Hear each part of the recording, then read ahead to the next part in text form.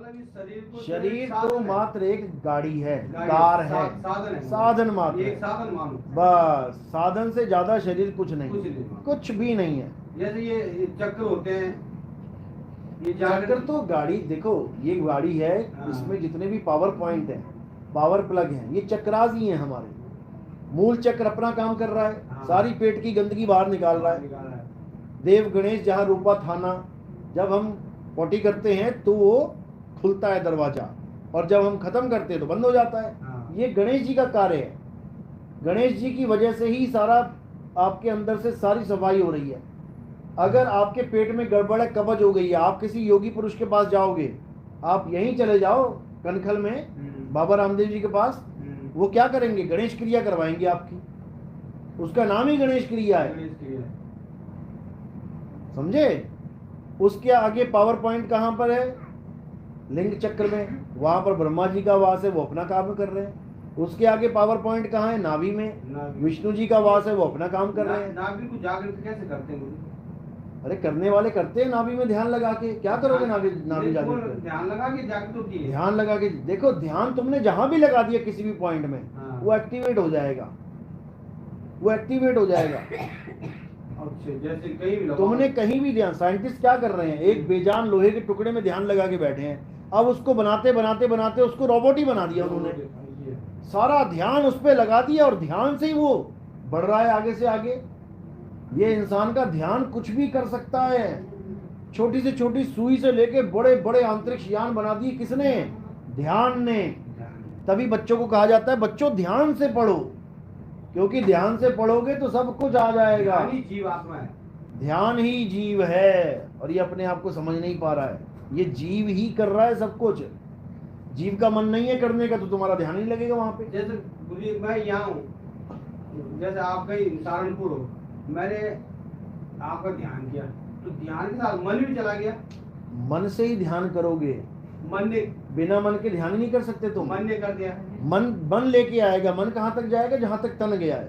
अभी मैं कहूँ आप ऐसी जगह का विचार करो जहां तुम कभी गए नहीं। हाँ। स्विट्जरलैंड में एक गांव है, गांव के अंदर एक बूढ़ी माता बैठी है, याद करो उसको। क्या याद करो? क्या करो? अब मैं कहूँ अपने गांव में देखो तुम्हारे घर में बूढ़ी माता बैठी है, देखो कैसे याद करोगे अपनी माँ को? तो वहाँ ध्यान गया, पहले तो मन गया, मन गया, मन गया। पे बैठ के ध्यान जाता है। मन में बैठ के ध्यान गया। मन बाइक है और तुम ध्यान हो। मन और ध्यान एक साथ जाते हैं। जब तुम ध्यान करते हो, जब तुम ध्यान को स्थिर करते हो, हाँ। तब ये मन फिर लेके जाता है तुम्हें। फिर थोड़ी देर बाद तुम देखते हो, अरे मैं तो गांव पहुंच गया, मैं तो यहाँ बैठा था भजन कर रहा था, मैं तो ध्यान लगा के बैठा था, अरे मैं तो मंडी पहुंच गया। कौन लेके जा रहा है? मन ही लेके जा रहा है। मन ही लेके तो साहिब कह रहे हैं मन जाता है तो जाने दे, तू थाम के राख शरीर, उतरा पड़ा कमान से क्या कर सके तीर। यानी ध्यान तब जाएगा तुम्हारा जब तुम मन के साथ निकल जाओगे। मन जा रहा है जाने दे, तुम फिर लेके आओ, मन जा रहा है जाने दे, तुम फिर लेके आओ। करते करते करते करते मन भी हार के बैठ जाएगा कि यार ये तो फिर वहीं वापस आ जाता है, इसको क्या लेके जाऊं मैं, इसको लेके नहीं जा सकता मैं। उसके बाद हार मानता है। सृष्टि हमारी ये है, तो सृष्टि रचना क्या है? मतलब सबकी सृष्टि अपने पास है, सब अपनी अपनी सृष्टि के रचनहार हैं। लेकिन ये तब समझ में आता है जब तीसरी दीक्षा मिलती है। जब तीसरी दीक्षा मिलेगी तो आपको सृष्टि, हाँ अनुभव ही तीसरी दीक्षा है। तीसरी दीक्षा अनुभव दीक्षा है। तीसरी दीक्षा में कुछ ये बोल वाला काम नहीं है। फिर अनुभव पे बोलेंगे, जो आपको अनुभव हुआ उसके ऊपर बोलेंगे, वहीं से सृष्टि खत्म करवाएंगे, क्योंकि सृष्टि वहीं से शुरू हुई है। अच्छा। जहाँ आप पहुंचोगे, मैंने बताया कई बार, जैसे आप पहाड़ पे जा रहे हो और पहाड़ से नीचे गिर गए, अब कोई पूछे कि भैया ऊपर से नीचे कैसे गिरे, तुम कहोगे यार पता नहीं, मैं तो चल रहा था अच्छा खासा, पता नहीं कैसे गिर गया, ठोकर लग गई। लेकिन कैसे पता लगेगा कौन सी ठोकर लगी? जब तुम दोबारा पहाड़ पे चढ़ोगे, दोबारा पहाड़ पे चढ़ोगे, कहोगे देखोगे कि मैं तो यहाँ पे चल रहा था आराम से, गिरा कैसे? अच्छा ये है वो ठोकर। अब पता लग जाएगा कि कहाँ से गलती हो रही है। अब दोबारा उस ठोकर को बड़े ध्यान से तुम पार करके निकल जाओगे, दोबारा नहीं फंसोगे। तो तीसरी दीक्षा में यही बोला है, प्रथमे शिष्य होवन जो आई, ताको पान देओ तुम भाई। पहली दीक्षा में 52 अक्षर दे दो, चरणामृत दे दो, पान परवाना दे दो। जब देखो तुम दृढ़ता ज्ञाना, ताको कहो शब्द परवाना, जब तुम्हें लगे कि हाँ ये भक्ति करना चाहता है जीव, ये दृढ़ हो रहा है ज्ञान में, सत्संग सुन रहा है, 6 महीना हो गया, 1 साल हो गया, दूसरी दीक्षा दे दो उसको। जब देखो तुम दृढ़ता ज्ञाना, ताको कहो शब्द परवाना, अब शब्द का भेद मिल गया उसको। शब्द माही जब निश्चय आवे, ताको ज्ञान अगाध सुनावे।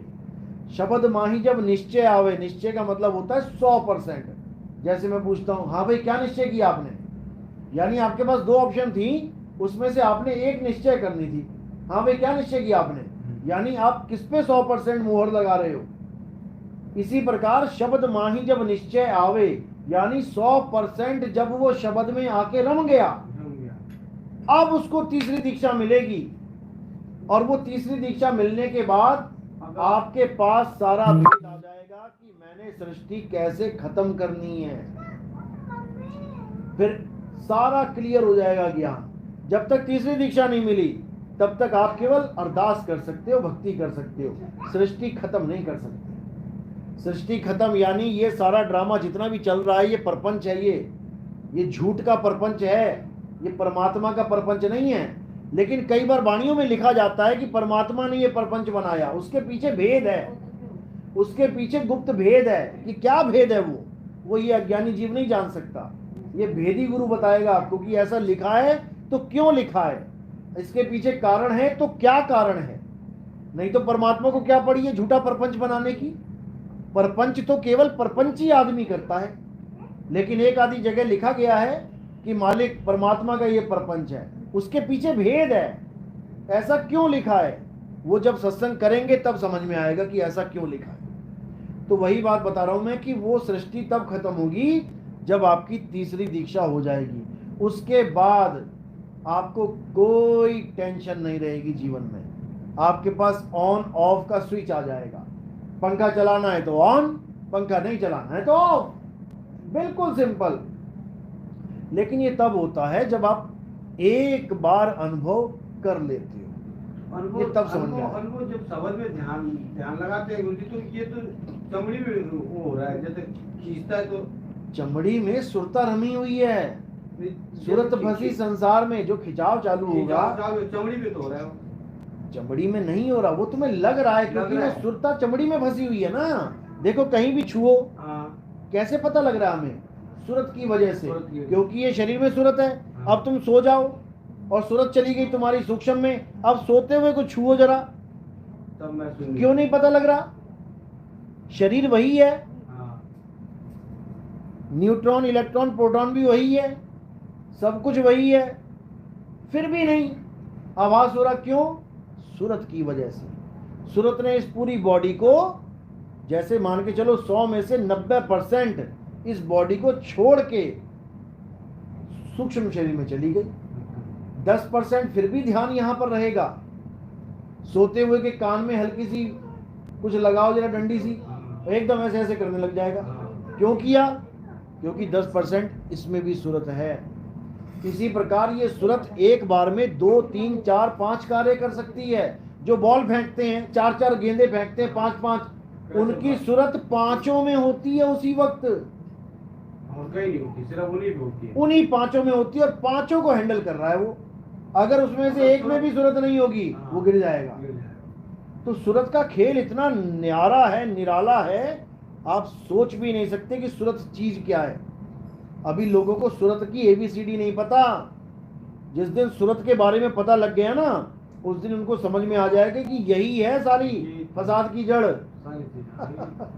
इसी को बोला है, ये भरकम शरीर यही तो उठा रही है, यही चला रही है, चींटी से लेके एक जीवाणु विषाणु से लेके वेल मछली तक, यही दौड़ा रही है। इतनी खतरनाक चीज है, सोच भी नहीं सकते। और एक बार अगर मनुष्य चोला छोड़ के 84 में चली गई तो इसकी दुर्दशा हो जाएगी। इसलिए मैं बार बार समझाता हूं, ठीक है लोगों का ज्ञान सुनो, लेकिन अपना विवेक जगा के, बत्ती जगा के सुनो। पता लगा किसी अधूरे के चक्कर में पड़ गए तो ये जन्म चला गया हाथ से, और उसका क्या है, वो तो हंसता हुआ चला जाएगा एक दिन, दांत निकालता हुआ मर जाएगा किसी दिन किसी हॉस्पिटल में, तुम मारे जाओगे उसके चक्कर में।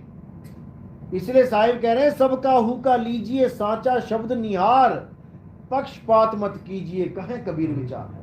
जो सत्य है उस पे मोहर लगाओ, पक्षपात मत करो कि मेरे मामा का लड़का है जी संत बन गया, मैं तो उसी के साथ रहूंगा, मेरे ताऊ का लड़का है जी, वो ड्रामा नहीं है यहाँ पे।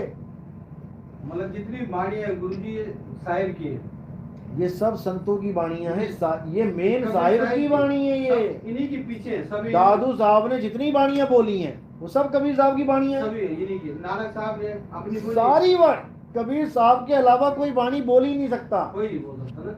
उन्होंने ही सारा खेल रचा है ये वाणियों का। लोगों ने उन्हीं की वाणियों को थोड़ा थोड़ा थोड़ा इधर से उधर, उधर से इधर अक्षर करके जोड़ तोड़ के अपनी बना लिया। बस अगर इस दुनिया में कोई संत है पहला तो वो कबीर साहब ही हैं। कबीर साहब से पहले कोई संत है ही नहीं। ऋषि हैं, मुनि हैं, योगी योगेश्वर हैं, जपी तपी सन्यासी हैं, लेकिन संत नहीं है। संत थे कि परमात्मा थे? संत का तो रूप धारण किया ना। संत भेष में आए साहिब, संत भेष में आए, जीव चेताने आए साहिब, जीव चेताने आए।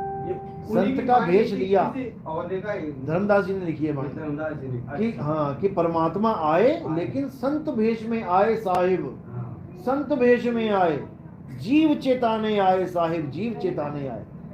तो बात ये है। तो लेकिन हमने फिर भी इस चक्कर में नहीं पड़ना है कि हम सबके सामने कबीर साहब को परमात्मा घोषित करते रहें। मैटर ये नहीं है। अगर परमात्मा घोषित करना होता तो कबीर साहब खुद आके कह देते कि मैं ही परमात्मा हूँ, मेरी फोटो लगाओ, मेरा कैलेंडर लगाओ, मेरा ये लगाओ, मेरा वो कभी चाहते ही नहीं कि मेरे बारे में किसी को पता लगे। वो ये चाहते हैं कि तुम्हें तुम्हारे बारे में पता लग जाए, तुम्हें तुम्हारे बारे में पता लग जाए कि तुम क्या हो। अपनी जय जयकार से उनको कोई मतलब नहीं है, ये तो हम उनकी जय जयकार कर रहे हैं।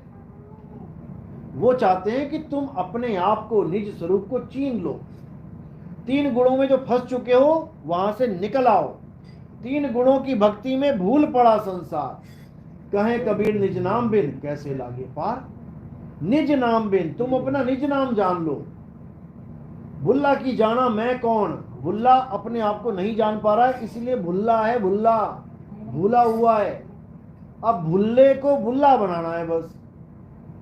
यही नानक साहब कह रहे, कहे नानक ये तेरी वडियाई कोई नाम न जाने मेरा। मुझे मेरा नाम बताने वाला कोई गुरु नहीं मिल रहा है। तो जब गुरु मिल जाएगा तो कहानी खुल जाएगी, समझ में आ जाएगी। तो शब्द में समाना है गुरुजी, शब्द में ही समाना है।